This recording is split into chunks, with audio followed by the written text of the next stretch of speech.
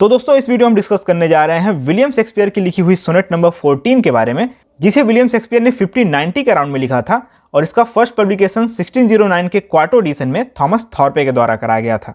क्योंकि यह एक इंग्लिश सोनेट है तो यह 3 क्वार्टर और सिंगल कपलेट में डिवाइड की गई है और इसकी राइमिंग स्कीम है A B C D E F G. तो चलिए बिना किसी देरी के इस सोनेट को लाइन बाय लाइन डिस्कस करते हैं। सोनेट की शुरुआत करते हुए शेक्सपियर कहते हैं, not from the stars do I my judgement pluck. यहां पे स्टार्स का मतलब होता है तारे या ग्रह नक्षत्र। जिन तारों या ग्रह नक्षत्र को बेस बनाकर ज्योतिषी आपका फ्यूचर बताते हैं, शेक्सपियर यहां उसी तारे की बात कर रहे हैं। जजमेंट प्लग का मतलब होता है डिसीजन लेना। तो इस लाइन में शेक्सपियर कहते हैं, मैं तारों को बेस बनाकर, मैं तारों के बेस पर अपने डिसीजंस नहीं लेता हूं। And yet me thinks I have astronomy. लेकिन फिर भी मैं एस्ट्रोनॉमी, ज्योतिष से बहुत ही ज्यादा प्रभावित हूं। तो इन दोनों लाइनों का मतलब है कि मैं तारों के बेस पर अपने डिसीजन नहीं लेता हूं, लेकिन फिर भी मैं ज्योतिष से बहुत ही प्रभावित हूं। But not to tell of good और evil luck, of plagues, of dearths और सीजन्स क्वालिटी। बट लेकिन नॉट टू टेल, मैं नहीं बताता हूं ऑफ गुड और एविल लक, बुरा या अच्छा लक के बारे में मैं नहीं बताता हूं। ऑफ प्लेग्स, प्लेग के बारे में। ऑफ डर्थ, डर्थ का मतलब होता है अकाल, तो अकाल के बारे में। और सीजन्स क्वालिटी या मौसम के रुझान के बारे में न तो कोई अच्छी बात न ही बुरी बात, मैं किसी भी प्रकार का प्रेडिक्शन नहीं करता हूं। Nor can I fortune to brief minute tell. Nor और न ही can I fortune to brief minute tell, और न ही मैं हर एक मिनट की भविष्यवाणी कर सकता हूं। Pointing to each his thunder, rain and wind. Pointing, और न ही मैं पॉइंट करके यह बता सकता हूं थंडर कि तूफान आएगा, रेन बारिश होगी, एंड विंड या हवा चलेगी।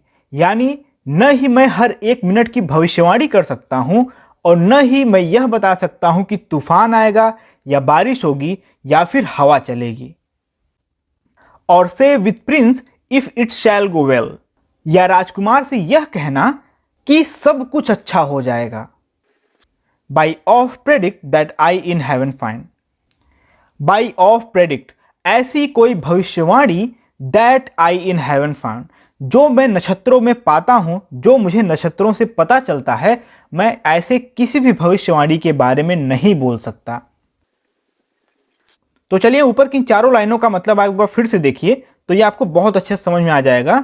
तो पोएट यहां पे कहते हैं कि न ही मैं हर एक मिनट की भविष्यवाणी कर सकता हूं और न ही मैं यह बता सकता हूं कि तूफान आएगा, बारिश होगी या हवा चलेगी। या राजकुमार से यह कहना कि सब कुछ अच्छा हो जाएगा, ऐसी कोई भी भविष्यवाणी जो मैं नक्षत्रों को देखकर जान पाता हूं, मैं ऐसी किसी भी भविष्यवाणी के बारे में नहीं कह सकता हूं।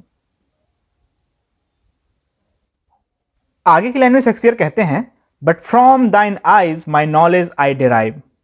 यहां पे पोएट फेयर यूथ को मिस्टर WH को एड्रेस कर रहे हैं और कहते हैं, बट लेकिन फ्रॉम दाइन आइज, तुम्हारी आंखों से, माई नॉलेज आई डिराइव, मैं अपने नॉलेज को प्राप्त करता हूं।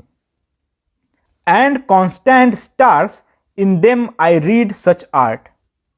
और तुम्हारी आंखें उस स्थिर तारे की तरह हैं, उस कांस्टेंट स्टार की तरह हैं, जिनमें मैं ये सब चीजें पढ़ता हूं कि। अब आगे की लाइन में शेक्सपियर बताते हैं कि वो फेयर यूथ की आंखों में क्या पढ़ रहे हैं। तो पोएट कहते हैं, as truth and beauty shall together thrive, if from thyself to store thou wouldst convert. यहां पे ट्रूथ का अर्थ होता है सच्चाई, ब्यूटी का अर्थ होता है खूबसूरती, और थ्राइव का अर्थ होता है फलना फूलना, ग्रो होना। तो इस पहली लाइन में शेक्सपियर कहते हैं कि सत्य और सुंदरता साथ साथ फलने फूलने लगेंगी, इफ, यदि, फ्रॉम दाई सेल्फ, तुम स्वयं, टू स्टोर। टू स्टोर का यहां पे मतलब होता है किसी चीज को बचा के रखना, उसको सुरक्षित करके रखना। जैसे आपने सोनेट नंबर 1 की वीडियो देखी होगी जिसमें शेक्सपियर फेयर यूथ को समझा रहे हैं कि जो तुम इतने सुंदर हो, तुम्हारा कर्तव्य है कि तुम अपनी सुंदरता को बचा कर रखो और उसको आने वाली पीढ़ी तक तुम पहुंचाओ, यानी तुम बच्चे पैदा करो। तो यहाँ भी शेक्सपियर यही कह रहे हैं कि if from thyself to store thou wouldst convert, अगर तुम स्वयं से ब्रीडिंग करो, बच्चे पैदा करने की तरफ आगे बढ़ो, उस प्रोसेस की तरफ कन्वर्ट हो जाओ, तो जो तुम्हारी सत्य है और तुम्हारी जो सुंदरता है वह साथ साथ में फलने फूलने लगेंगी, आने वाली पीढ़ी के लिए स्टोर हो जाएंगी। और एल्स, अन्यथा, ऑफ दी दिस आई प्रोग्नोस्टिकेट, प्रोग्नोस्टिकेट का मतलब होता है भविष्य बताना। तो यहाँ पे शेक्सपियर कहते हैं कि अन्यथा मैं यह भविष्यवाणी करता हूँ।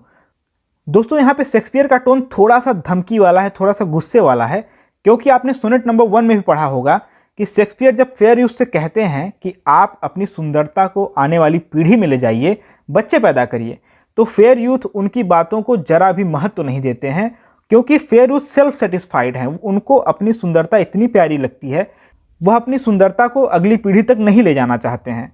तो इसलिए इस सोनेट में शेक्सपियर उनको धमकी देते हैं, मैं यह भविष्यवाणी करता हूँ, क्योंकि इतने समय से मैंने किसी बात पे भविष्यवाणी नहीं करी है, लेकिन मैं यहाँ पे करता हूँ। Thy end is truth's and beauty's doom and date. Thy end, आपकी मृत्यु, ट्रूथ्स एंड ब्यूटीज डूम, सत्य और सुंदरता की कयामत के रूप में होगी।